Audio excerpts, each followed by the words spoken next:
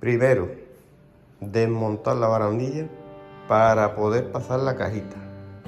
Vamos al lío. Bueno, ya está despejadito esto. Aquí hay una curvita que veremos a ver cómo la sorteamos. Todo despejado. Siguiente paso, despejar la zona de aterrizaje, porque el bicho es un poquito grande. Está todo aspirado y se colocará aquí.